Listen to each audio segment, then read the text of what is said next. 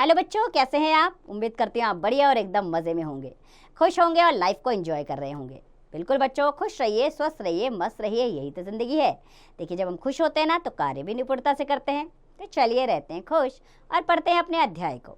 तो हम पढ़ने वाले हैं क्रिया यानी कि वर्ब के बारे में। तो आइए क्रिया को जानने के लिए प्यारे प्यारे चित्रों के पास चलते हैं। पहले चित्र में क्या लिखा है?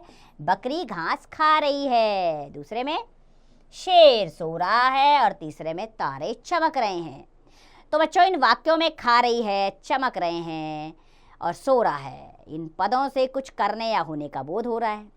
क्रिया शब्द का अर्थ है करना, अतः हम कह सकते हैं कि जिन पदों से किसी कार्य के होने, करने अथवा वस्तु की स्थिति का बोध होता है उन्हें क्रिया कहते हैं। अब आ जाते हैं धातु यानी रूट क्या है। देखिए, क्रिया के मूल रूप को ही धातु कहते हैं, जैसे पढ़, खेल, देख, सुन, बैठ, गा आदि। धातु में ना प्रत्यय जोड़ने से क्रिया का सामान्य रूप बनाया जाता है। जैसे पढ़ में ना जुड़ा पढ़ना बना, खेल में ना जुड़ा खेलना, जा में ना जुड़ा जाना बना, खा में ना जुड़ा खाना बना, देख में ना जुड़ा देखना बना, सुन में ना जुड़ा सुनना बना, बैठ में ना जुड़ा तो बैठना बना, गा में ना जुड़ा तो गाना बना, नाच में ना जुड़ा तो नाचना बन गया। चलिए बढ़ चलते हैं आप क्रिया के भेद की ओर। Kinds of verb. पहला है अकर्मक क्रिया होती है, इसका भेद, और दूसरा सकर्मक क्रिया। हिरण दौड़ता है, बच्चा खेलता है, ये क्या है? अकर्मक क्रिया के उदाहरण। आइए एक बार अच्छे से समझ लें। देखिए, जो चित्रों में हमने वाक्य पढ़े ना, उसमें दौड़ता है, खेलता है, क्रियापदों के साथ कर्म नहीं है। क्रिया का फल अथवा प्रभाव, क्रिया का फल अथवा प्रभाव कर्ता पर पड़ता है। ये सभी क्रियाएं कर्मक है या कर्म की अपेक्षा नहीं होती। अतः हम कह सकते हैं कि जिस क्रिया के फल का प्रभाव कर्म पर ना पड़कर कर्ता पर पड़ता है उसे अकर्मक क्रिया कहते हैं। जैसे कि मोहन दौड़ता है, रमा नाचती है, कपिल खेलता है, माताजी हंसती हैं। और कुछ अकर्मक क्रियाएं इस प्रकार हैं: दौड़ना, बैठना, ठहरना, सोना, रोना, जागना, हंसना, घटना, अकड़ना, उगना, मरना, उछलना, डरना, जीना, मरना, खेलना। ये क्या है? सब अकर्मक क्रिया के उदाहरण हैं। दूसरा इसका भेद आ जाता है सकर्मक क्रिया। गाय घास खाती है, माली पौधों में खाद डालता है।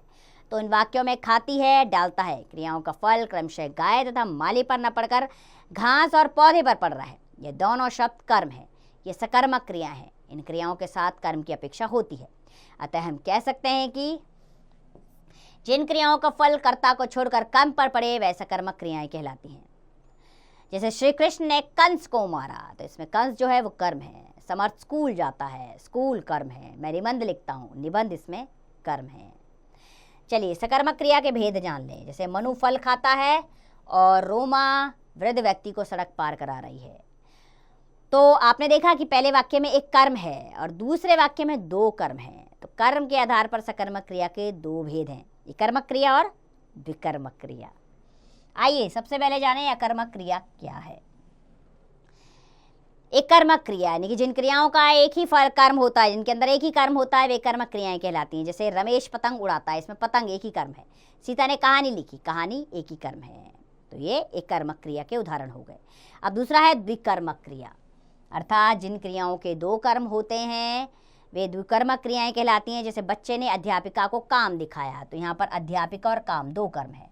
दूसरा, मौसी बच्चों को कहानी सुनाती है, तो बच्चों और कहानी यहाँ पर दो कर्म का प्रयोग हुआ है, अतः यहाँ द्विकर्मक क्रिया है। अब बच्चों, प्रयोग और संरचना की दृष्टि से क्रिया के भेद जान लेते हैं। तो इसमें आते हैं प्रेरणार्थक क्रिया, संयुक्त क्रिया, नाम धातु क्रिया, कृदंत क्रिया, सामान्य क्रिया और पूर्वकालिक क्रिया। अब क्या होती है प्रेरणार्थक क्रिया, ये समझेंगे। देखिए, जब कर्ता स्वयं कार्य न करके किसी अन्य को कार्य करने के लिए प्रेरित करता है तो वहाँ पर प्रेरणार्थक क्रिया होती है। जैसे माँ बच्चों को खाना खिलवाती है, ठेकेदार मजदूरों से काम करवाता है, मालिक धोबी से कपड़े धुलवाता है। तो इन वाक्यों में खिलवाती, बनवाता, धुलवाता ऐसी क्रियाएं हैं जिन्हें कर्ता स्वयं न करके किसी अन्य से करवाता है। दूसरा होता है संयुक्त क्रिया। दो या दो से अधिक धातुओं के योग से बनी क्रिया संयुक्त क्रिया कहलाती है। जैसे नितिन खाना खा चुका है, नेहा घर जा रही है। तीसरा आ जाता है नाम धातु क्रिया। संज्ञा, सर्वनाम, विशेषण आदि शब्दों में ना प्रत्यय जोड़कर बनने वाली क्रियाएं नाम धातु क्रियाएं कहलाती हैं। जैसे संज्ञा से बनता है बात से बतियाना, शर्म से शर्माना। सर्वनाम से बना अपना से अपनाना। विशेषण से बना गरम से गरमाना। नाम धातु क्रिया है।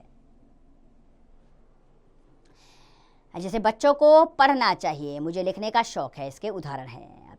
आगे आ जाता है कृदंत क्रिया, अर्थात जो क्रियाएं धातु में प्रत्यय लगाकर बनाई जाती हैं वे कृदंत क्रियाएं कहलाती हैं। जैसे कि पढ़ में ता जुड़ा पढ़ता बना, चल में आ जुड़ा चला बना, लिख में ना प्रत्यय जुड़ा तो लिखना बना, सो में कर जुड़ा तो सोकर बना।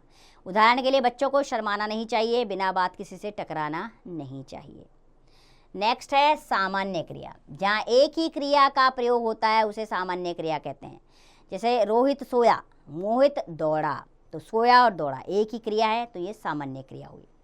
अगला आ जाता है पूर्वकालिक क्रिया, अर्थात किसी क्रिया से पूर्व यदि कोई एक क्रिया खत्म होकर दूसरी क्रिया की जाती है तो पहली क्रिया को पूर्वकालिक क्रिया कहते हैं। जैसे मोहन अभी सोकर उठा है, तो सोकर क्या है? पूर्वकालिक क्रिया। सोहन खाना खाकर स्कूल गया, खाकर पूर्वकालिक क्रिया है इसमें। तो बच्चों इस प्रकार क्रिया अध्याय समाप्त हुआ। आइए एक बार अभ्यास कर लेते हैं। इस अध्याय में हमने क्या पढ़ा ये जानेंगे। इसमें हमने पढ़ा बच्चों, जिन पदों से किसी कार्य के होने करने का बोध हो उसे क्रियापद कहते हैं। क्रिया के मूल रूप को धातु कहते हैं। क्रिया के दो भेद होते हैं, अकर्मक क्रिया और सकर्मक क्रिया। तो चलते अब बढ़ते हैं अभ्यास प्रश्नों की ओर। खंड क का पहला प्रश्न, सही विकल्प के सामने सही चिन्ह लगाइए। पहला वाक्य, किसी कार्य के करने या होने का बोध होता है किससे? क्रिया से, संज्ञा से, सर्वनाम से, विशेषण से। बिल्कुल सही, पहला विकल्प सही है। क्रिया से किसी कार्य के होने या करने का बोध होता है। इसी प्रकार बाकी के वाक्य पढ़िए और सही विकल्प को आप चुनिए।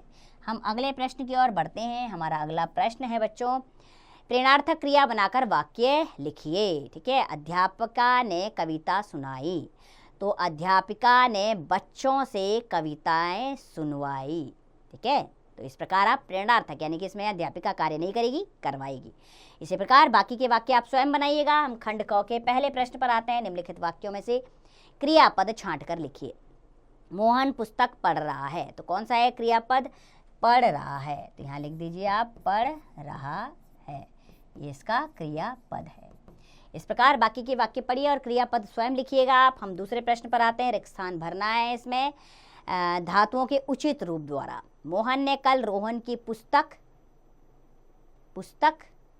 पढ़ी। ठीक है, पढ़ को पढ़ी।